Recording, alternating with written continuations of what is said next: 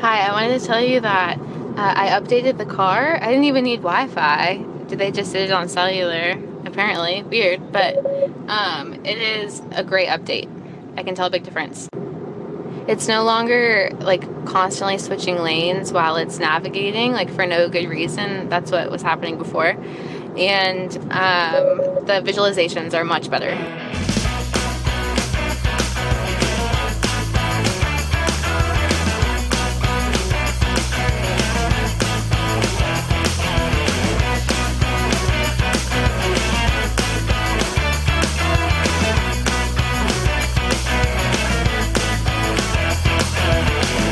Hello, everyone, and welcome to Kilowatt. My name is Bodie, and I am your host. And this has been an interesting day. First of all, let's get right to the voice you heard at the beginning of the show. That was Sierra. She's giving me an update on the latest version of the Tesla OS, I guess, the Tesla full self-driving beta. And she has good things to say about it. So that's really good. I'm glad to hear that. Switching modes a little bit, I want to thank Chris and Allison for being so gracious and spur of the moment, and just Allison's like, hey, let's do this podcast, and we immediately did a podcast within I think 4 hours of her texting. The podcast was done, so that's awesome. And you could listen to that same episode if you haven't heard the last episode yet. You can go to podfeet.com, look for Chit Chat Across the Pond, and you can listen to that episode. Also, another thing is, Chris has his own podcast called the SMR Podcast. That's Sam, Mary, Robert Podcast.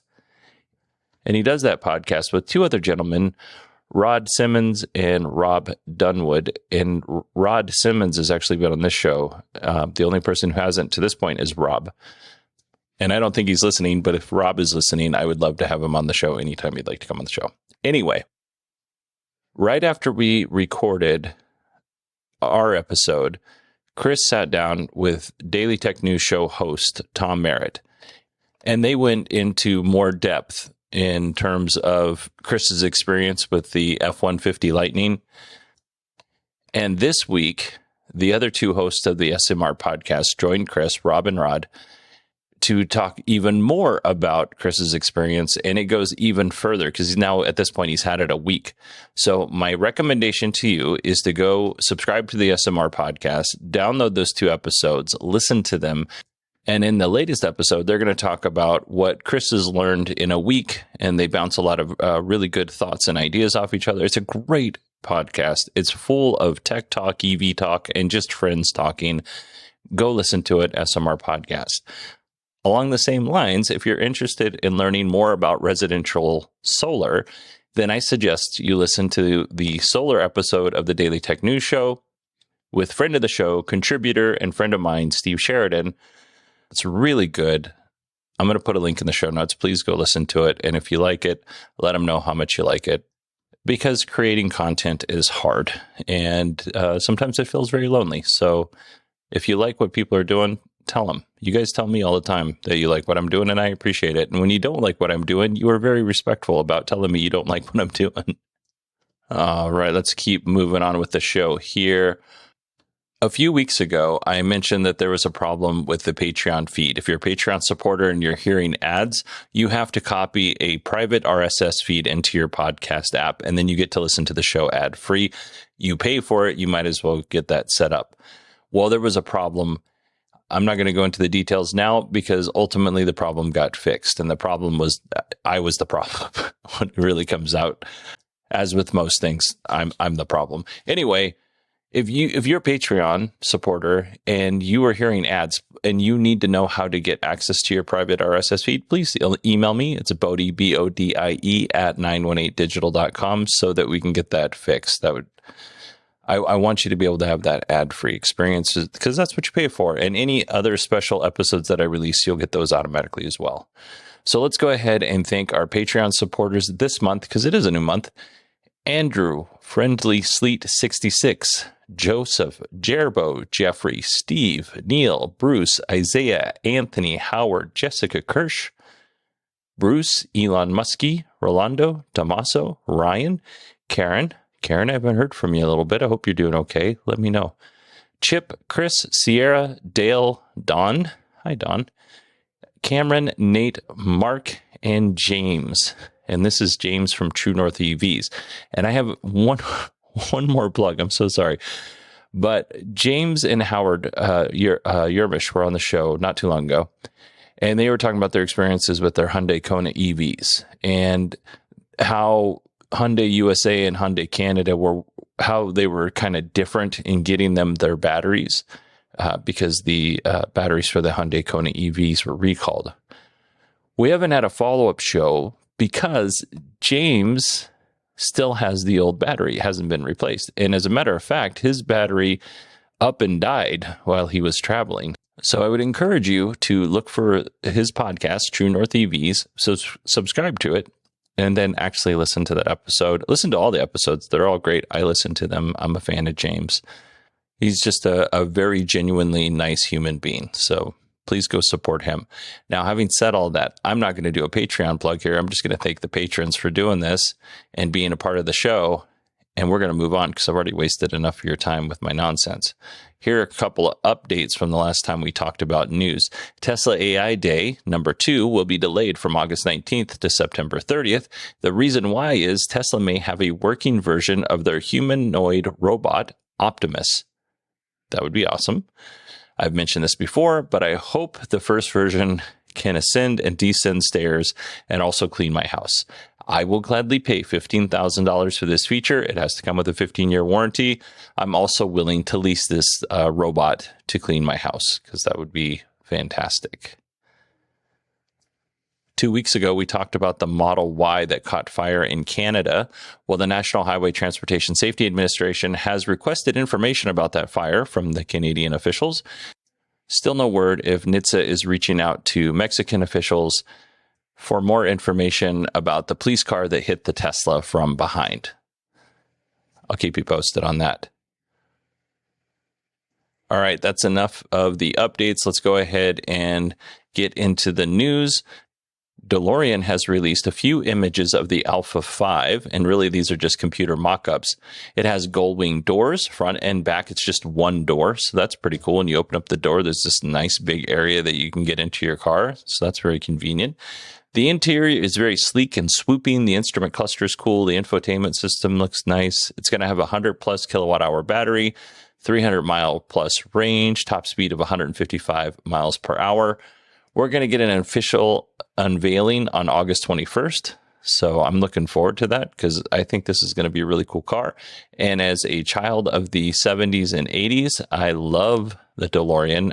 I think I've mentioned this before, but in Alaska, a friend of mine, her mom had a DeLorean and she used to drive it around in the winter. And the car actually did pretty good in the winter. And I loved getting rides home in that vehicle because I felt so cool when the door opened, even though I was in the back seat. Normal firefighters extinguish a battery at Rivion's factory in Normal, Illinois. When I first read this article, I was like, Normal firefighters? What does that mean? But the city of Normal firefighters extinguished this battery fire. Rivian was testing the battery pack inside the factory when it caught fire. The fire is under investigation. Here's Rivion's statement. We evacuated a portion of the plant facility as standard practice during a thermal event on Saturday. Everyone is safe and accounted for, and the environmental health, and our environmental health and safety team is investigating the cause with our engineering team and the Normal Fire Department. No injuries occurred during the event, and production in this area has reconvened. So, hopefully they figure out what's going on before they actually stick those battery packs in vehicles. I'm sure it was just one of those things. Fisker held its annual shareholders meeting. I haven't listened to it yet because I've been so busy, but here are some highlights based on several news sources that I found. Fisker's PEAR, the Personal Electric Automotive Revolution, which is their second vehicle, not out yet, just kind of teased, not even really announced. It's going to be like a sporty crossover, smaller than the Fisker Ocean SUV.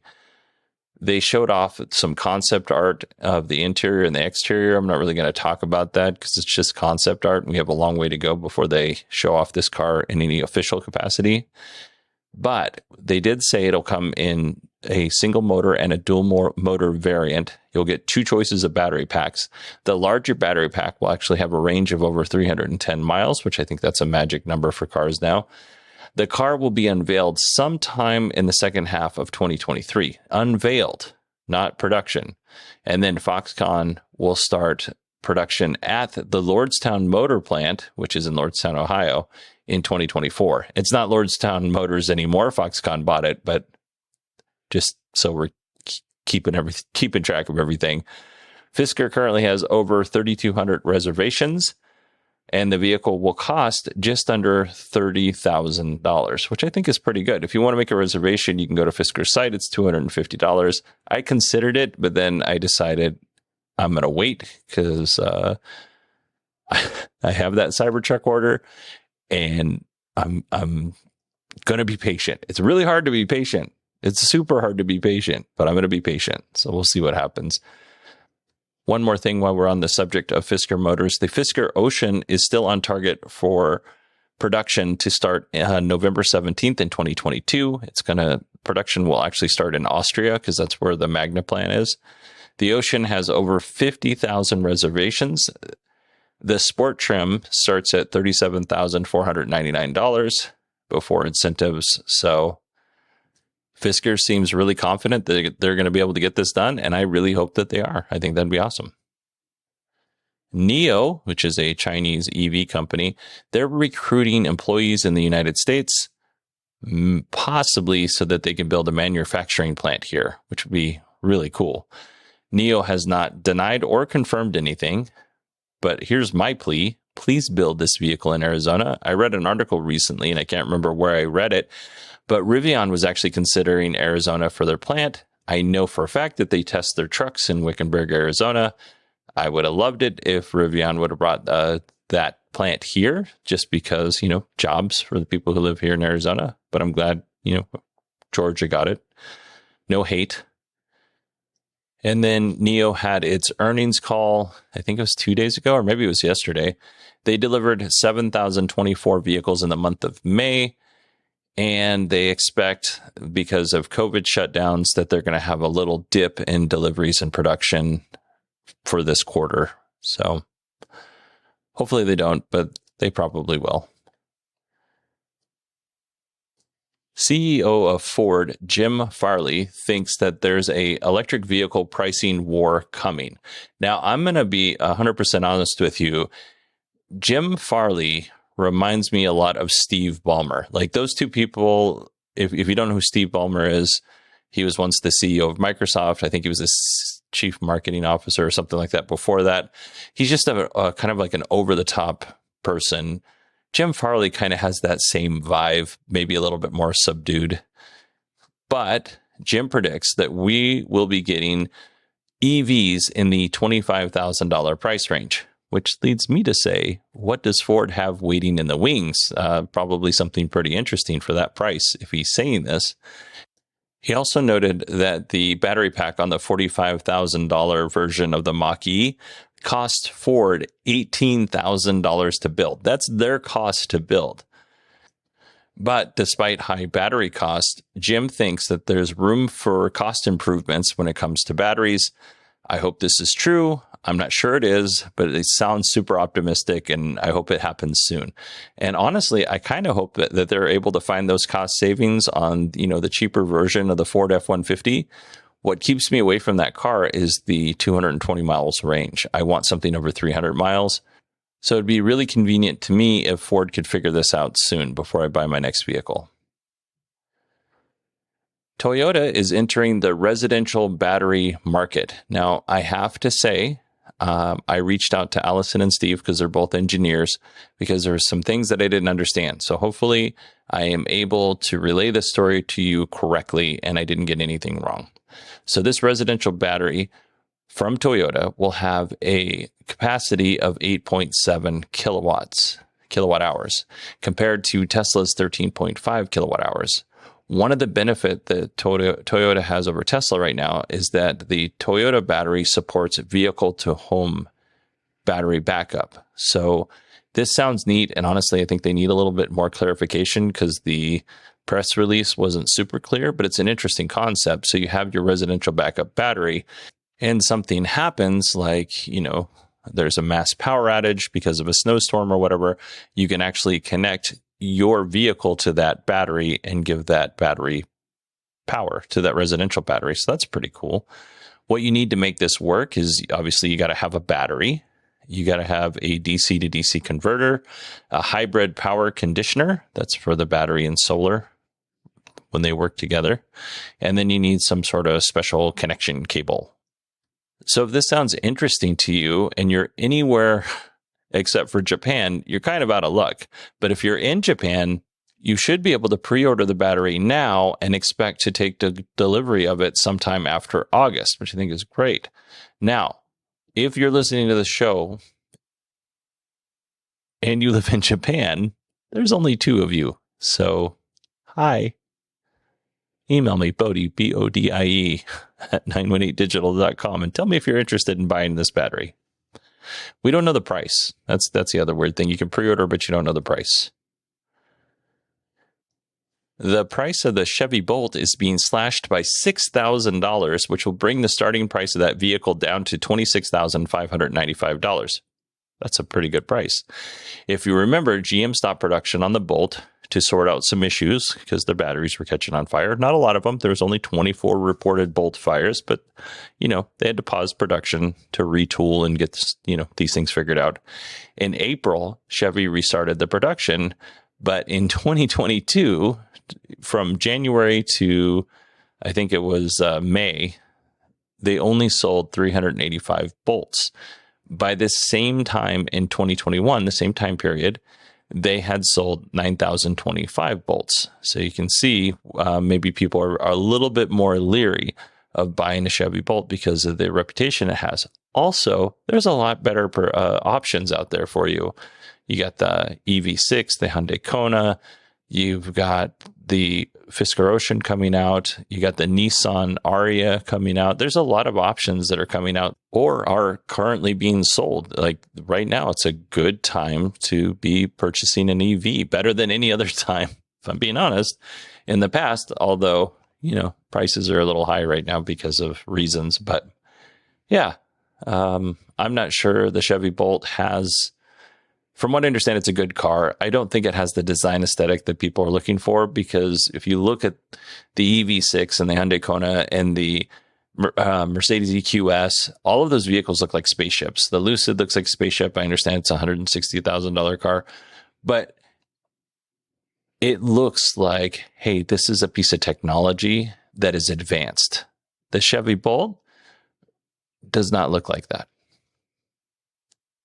Apple announced an update to their CarPlay service at the Worldwide Developers Conference this week.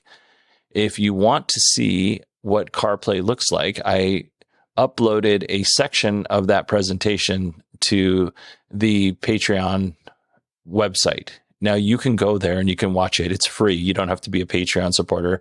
So you can go to supportkilowatt.com or patreon.com/kilowatt, and you can see that 3-minute section, or you can just go to YouTube and search for it.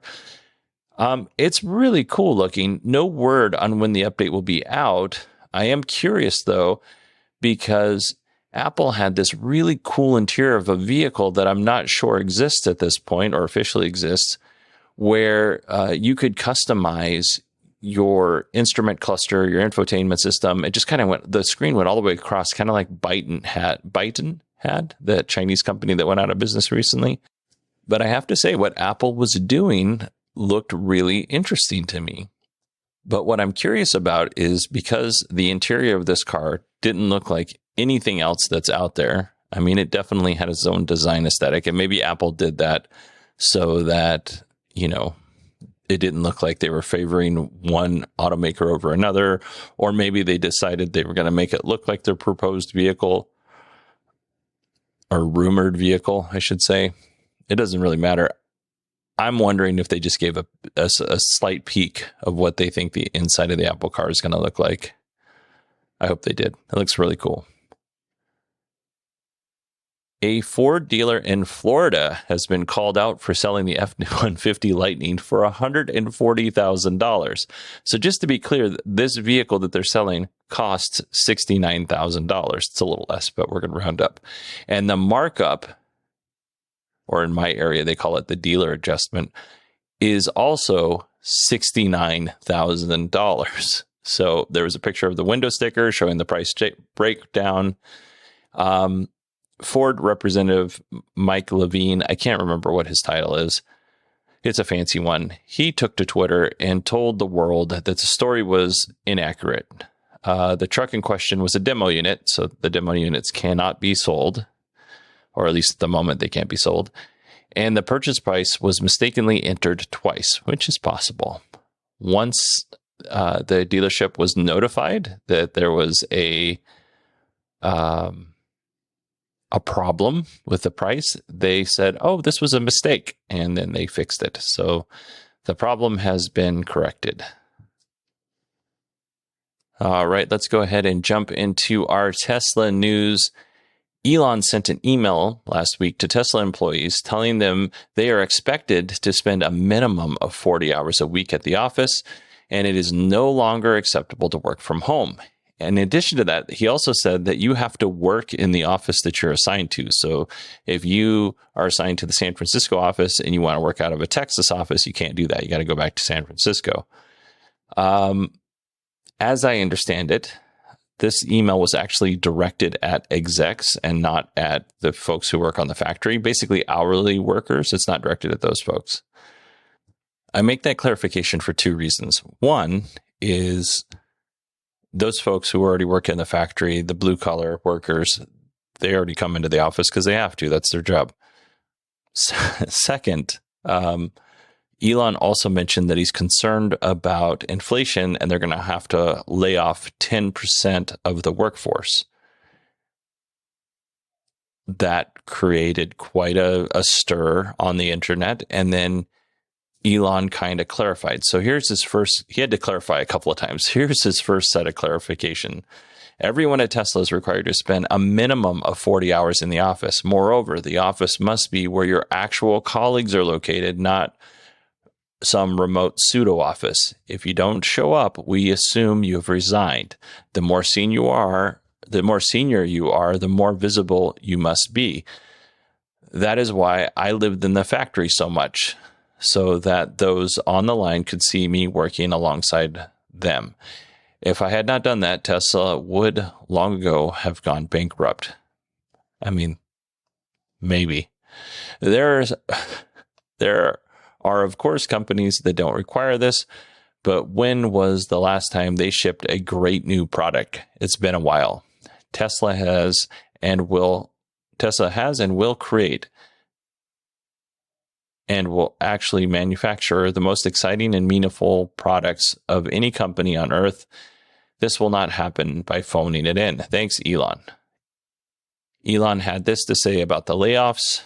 Total headcount will increase, but salaried should be flat. So they're going to continue growing in the area of the factory workers, who, the people who are actually doing the work to build the cars. And then they're going to reduce some of those middle management types by 10%, which if you're going to lose your job, that sucks no matter what. I am not by any means saying that this is a good thing. I do think this is a bad thing, but there is hope because Amazon has quite a different take about this. Amazon's web services technical recruiting leader, Zafar Chudhuri, hopefully I said that right, I practiced it a couple of times, wrote on LinkedIn, and this is really funny, if the Emperor of Mars doesn't want you, I'll be happy to bring you over to AWS.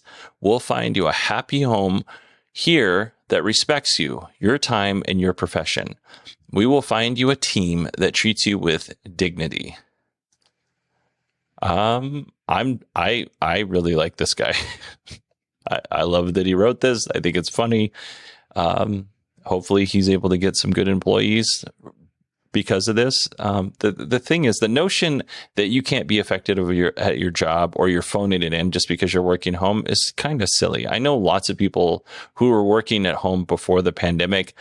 I know people who are working at home during the pandemic now, and they're not phoning in. And you have a work ethic. If you have a bad work ethic, then you're going to have a bad work ethic, whether you're at home or whether you go into the office. If you have a good work ethic, same thing applies, just in the opposite direction.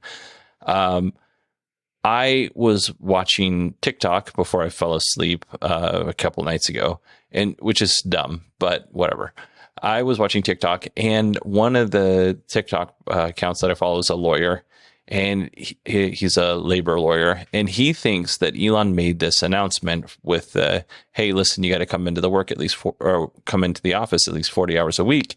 He thinks he made this because if Tesla lays these folks off, then they have to pay Cobra, they have to pay unemployment insurance.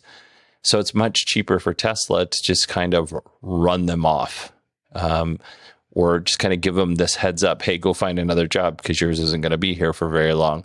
And then that way they don't have to give them, in some cases, like severance packages and things like that. I don't know if any of this is true, but that's just what the lawyer said. Let's talk about Elon's infamous tweet. And now that I say that out loud, there's any number of tweets that could get that award, Elon's most infamous tweets. But we're going to talk about the one where he said he was considering taking Tesla shares private at $420 per share. The next tweet, which was the big one, was funding secured. Or the next part of that was funding secured. The SEC has established the distribution of funds from the Tesla Fair Fund. This fund was set up to pay any investors who were negatively affected by Elon's tweets. I'm not an investor, but I feel like I was negatively affected. I'm really tired. I'm starting to lose it.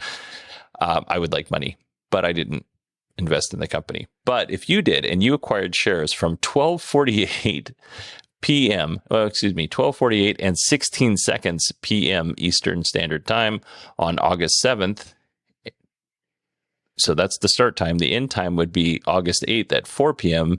Eastern Standard Time. If you had acquired shares during that very narrow window, you may be eligible to receive a portion of a $41.2 million fund. It's pretty big. On to happier news. CNBC reported that according to Elon Musk, Tesla has 3 years worth of Cybertruck orders. I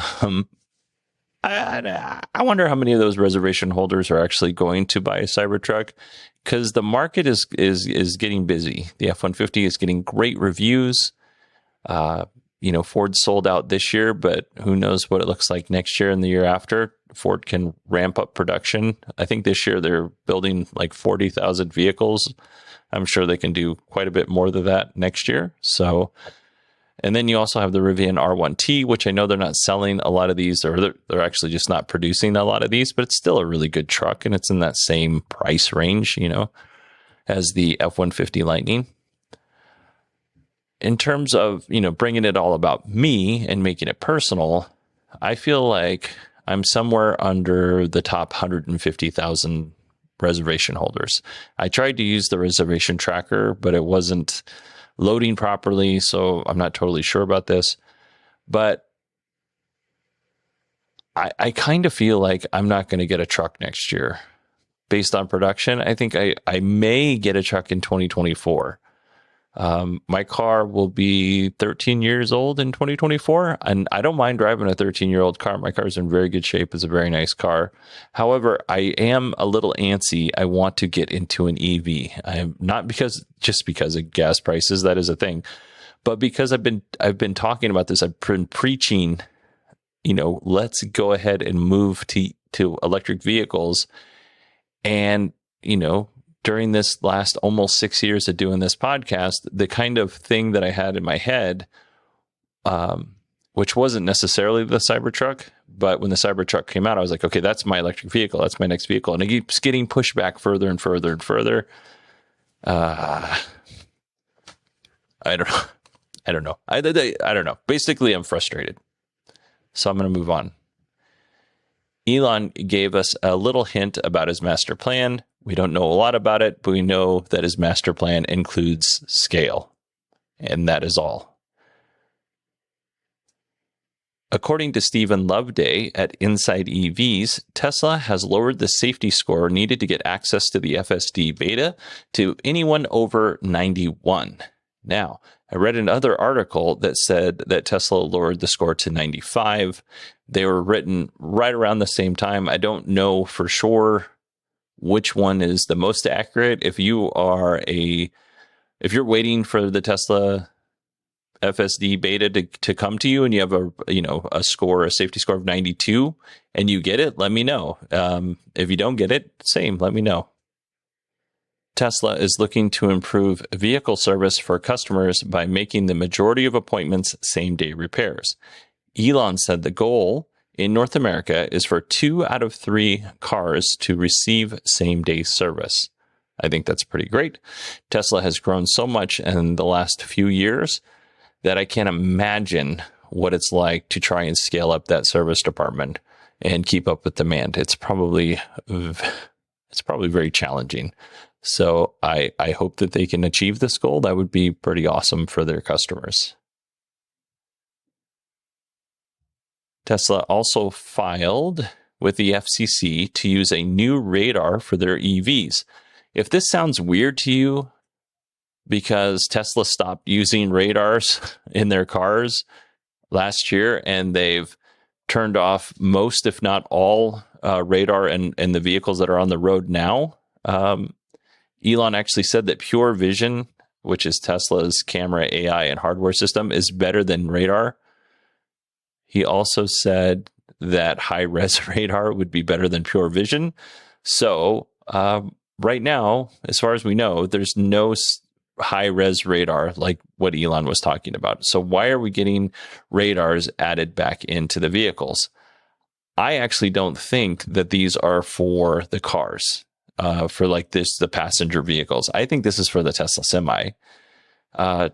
Semi trucks are very large, and if you're towing a trailer or something bigger, it's always nice to have, in this case, I'm going to use a metaphor, an extra set of eyes. Like, if you are going to make a decision while you're driving that could potentially end somebody's life because they're hanging out in your blind spot, it would be nice to have that extra set of eyes, that extra technology that would tell you, hey, somebody's just hanging out in your blind spot. Maybe you don't want to move over into this lane. I think this is good. I think the most likely scenario that this is going into the Tesla Semi. I could be wrong. Just what I think. Also, as somebody who drives a fire truck for a living, the current truck that I'm on, I used to be on a ladder. I've been moved to an engine. It was supposed to be temporary, but we're coming up on a year now, so I'm not so sure it's temporary. The engine that I drive does not have cameras. It's very old. It was built in 2002. Or no, it's 2000. It's 22 years old. It has none of that safety equipment. It has very small mirrors. So I have to be extra cautious. Not that I wouldn't be if it had cameras and radar, but I have to be extra cautious when I drive that vehicle and double, triple, and quadruple check before I make some sort of lane change that could potentially injure or kill somebody. So I'm all for this technology in semi. So maybe it's just me wanting this technology for me. Again, this podcast is all about me. Elon said that Tesla is considering adding Apple CarPlay to their vehicles. I mentioned this briefly on the podcast last week with Allison and Chris. If Apple and Tesla decided that they're going to work out a deal so that they can do this, I don't think it's necessarily a deal. I think it's just Tesla needs to say, we'd like to implement this in our vehicle. But if they did that, I think it'd be great. I know a lot of people are happy with the way that the whole Tesla system is set up now, and I think that's great too. But you give people options. You know, if you're into Android Auto, have that on there. You can have Tesla's proprietary system, and you can have Apple's system. Tesla computers are plenty powerful for this. Just give them options. I think that would be pretty good. People like options. Here is our final story, and this one's a doozy. North Carolina Representative Keith Kidwell has proposed a new law called the Equitable Free Vehicle Service Stations, which is House Bill 1049. And here's an excerpt from it. Any person who is engaged in a business where electric vehicle charging stations are provided for the use by the public at no charge shall ensure that each customer of the business, without regard to whether the customer uses the charging stations, is informed of on the receipt for the purchases the percentage of the amount of the customer's total purchase price that is the result of the business providing electric vehicle charging stations at no charge.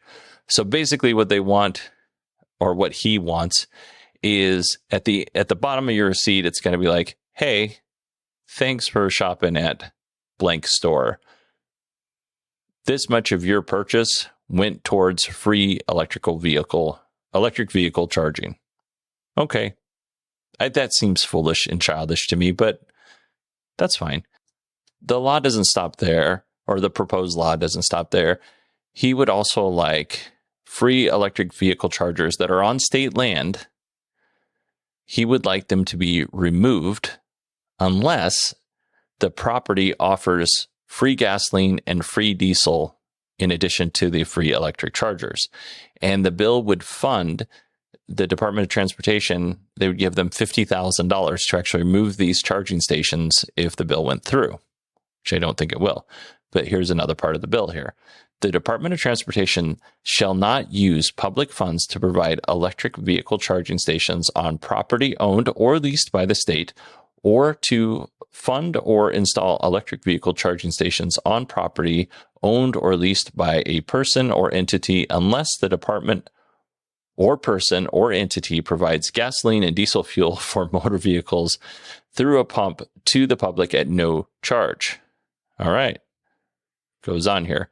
A county shall not use public funds to provide electric vehicle charging stations on property owned or leased by the county, or to fund or install electric vehicle charging stations on property owned or leased by a person or entity unless the county or the person or entity provides gasoline, diesel. You get the point.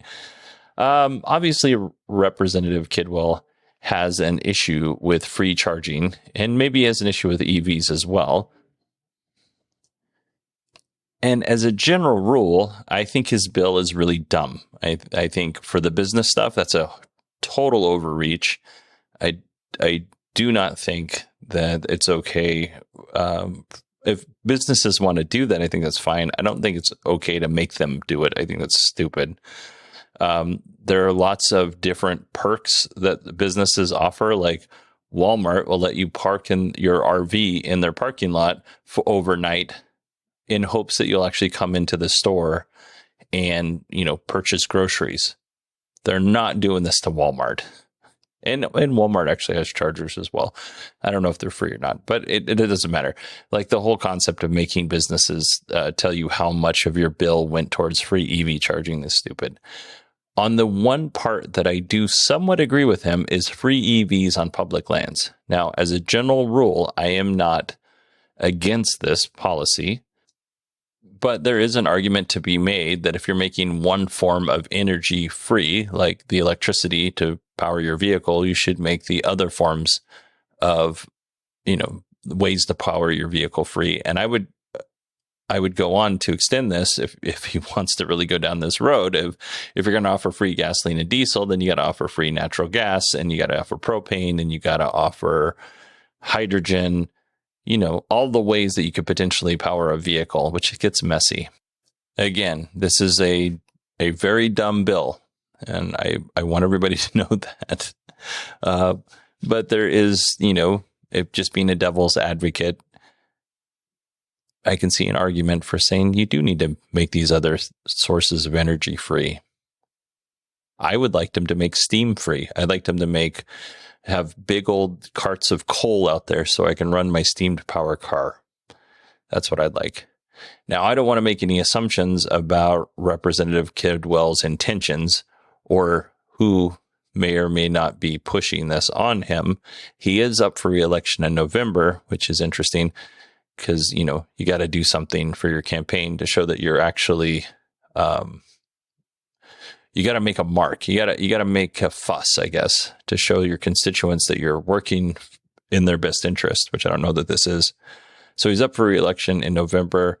I checked to see who his donors were, and honestly, I didn't see any donations from automakers, dealerships, energy companies. Actually, the biggest donor in his campaign is himself, and he gave himself $55,000, and he's made several small loans to his campaign. So, yeah, I don't know where this is coming from. To me, it's very silly, but that's where we're at. I don't think it'll pass.